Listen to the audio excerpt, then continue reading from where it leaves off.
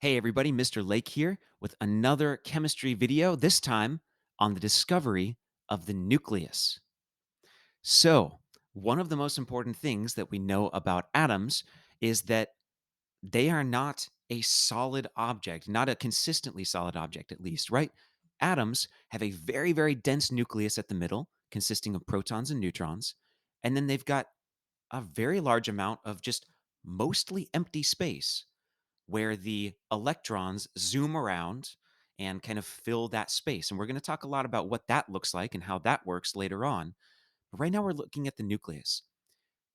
We didn't always know that the nucleus existed. It was something that we had to determine experimentally. And so, really, as more of an exercise in perspective and to give you the perspective of how we made a major and important discovery and how we know the things that you're learning in this class, we're going to talk about how we discovered the nucleus. So, first of all, what did we think at first? Well, way back in the day, before we conclusively knew that there was a nucleus in an atom, based on the information that we had, we thought that atoms might look more like a plum pudding. There was something called the Plum Pudding Model of atoms, which is probably not and no offense to anybody if this isn't true, but it's probably not a super relatable example for a lot of people, especially Americans in the modern day. I don't know a lot of people who eat plum pudding on a regular basis. I believe it's more of a traditional thing in places like England and Europe. But you can see a picture of what a plum pudding looks like here on the screen. It is essentially a kind of bready pudding looking baked good, and there's little bits of plum scattered throughout it. So sometimes I call this for my American students, the chocolate chip model of an atom. Except imagine a chocolate chip that's a little bit more spherical. But basically, the idea is that you've got this big kind of solid, doughy thing with little bits of something scattered throughout it. So the plum pudding model of an atom said that an atom is just a big pudding of positive energy. And scattered throughout that positive pudding were little chips of negative charge. And based on the evidence that we had at this time, that made sense. We knew that there were both positive and negative charges in an atom, but we also knew that a lot of atoms had an overall neutral charge. And so this is kind of what we came up with. It was proposed by J.J. Thomson, which, depending on how much you know about the history of chemistry and some of the major advancements and discoveries that have been made, J.J. Thomson was a very prominent figure in early chemistry and the discovery of some important aspects of the atom. So, this was an idea that he came up with. It's important to note that even though we know this is not true, and we're going to talk about why we know that, it doesn't mean J.J. Thomson was like a big dummy or anything like that. He was going off of incomplete evidence, right? He didn't have all of the evidence that we now have in order to determine what atoms look like. So, another scientist, Ernest Rutherford, and his team of compatriots decided to test this theory. Like, could they come up with an experiment that would test whether or not the plum pudding model held up to experimental testing? And so they came up with this beautiful, amazing, elegant experiment, which we call the Rutherford gold foil experiment, where they trapped a radiation source, a source of radium, inside of a lead block, which you can see down here in the lower left corner. And right, so there was some radium trapped in this lead block. And radium, radioactive materials, what they do is they release radiation. And what that means is that they're unstable and they are falling apart. And as they fall apart, particles fall off of them. Except that particles don't really fall off of atoms, they more like fly out of atoms at very high speeds and high energies. So we've got radium inside this block, and there's alpha particles flying off of it. But all of those particles are trapped because the block is made of lead. And so they just drilled a small hole in one side of the lead block. And what that created is essentially a beam of alpha particles. And then they aimed that beam at a really thin gold foil, a very, very thin sheet made of solid or pure gold atoms. And there were kind of two things that could happen here, right? Either this was going to support the plum pudding model or it wasn't.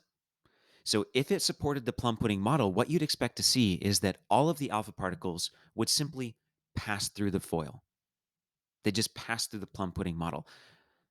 Basically, if a model, if an alpha particles are kind of like atomic bullets, right? And so if the gold atoms in the gold foil are like plum puddings, then the alpha particles, they're just going to tear right through that pudding. It's like firing bullets through a pudding. What's going to happen? It's just going to go straight through and hit the wall on the other side. So that's kind of what they were expecting if the plum pudding model was true.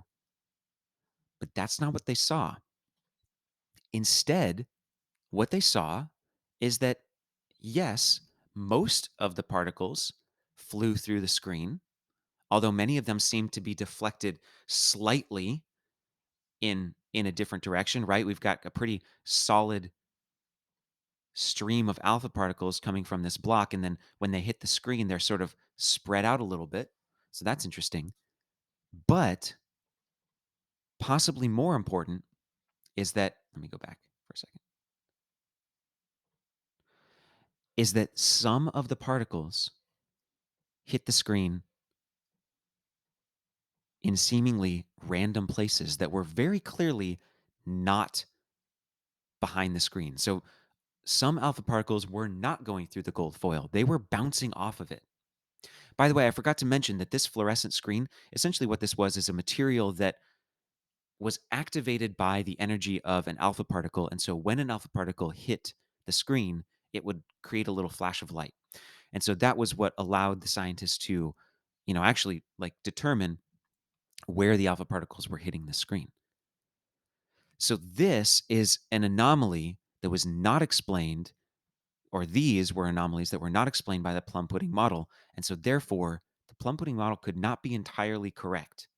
There was something about the atoms that was creating a surface for alpha particles to bounce off of. And so Ernest Rutherford came up with his model of the atom, which we call the Rutherford model, and is still the model that we primarily use today, although we've made more modifications to it to make it more modern and complete. But he came up with this idea, well, okay, a lot of particles pass through atoms, but some of them don't. So what if an atom has a really dense part in the middle? We'll just call it the nucleus, right? And that dense portion of the atom is dense enough that an alpha particle can't pass through. It's just going to bounce off. And then the rest of the atom is kind of mostly empty space with a little bit of matter strewn about it. And it turns out that our evidence since then has continued to support this. Well, not exactly this,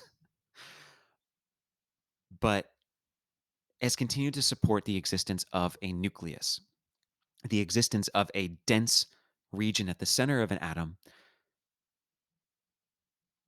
that particles could bounce off of. Right? He concluded that an atom's positive charge and most of its mass are contained in a small, dense region in the middle of an atom called a nucleus.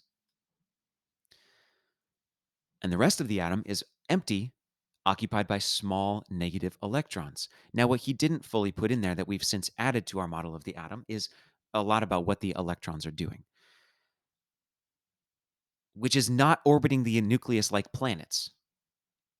It's more that those electrons are filling spaces. They are acting as energies around the nucleus of an atom. I'm not going to get into that right now. We'll get into that in the future in later videos. So that's it for now.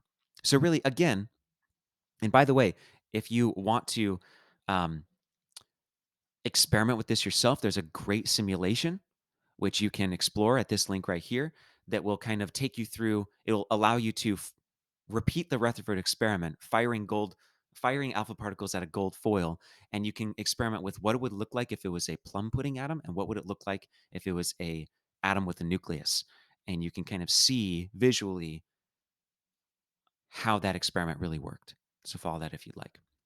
But that's it for today's video because all I really wanted to for everybody to get from this was again the perspective that these things that might seem like dry information that we're learning in class, we had to discover that somewhere. We didn't just know it.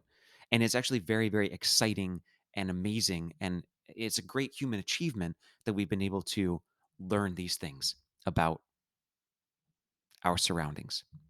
So, thank you for watching. I hope that was helpful or enjoyable. And until next time, take care of yourself.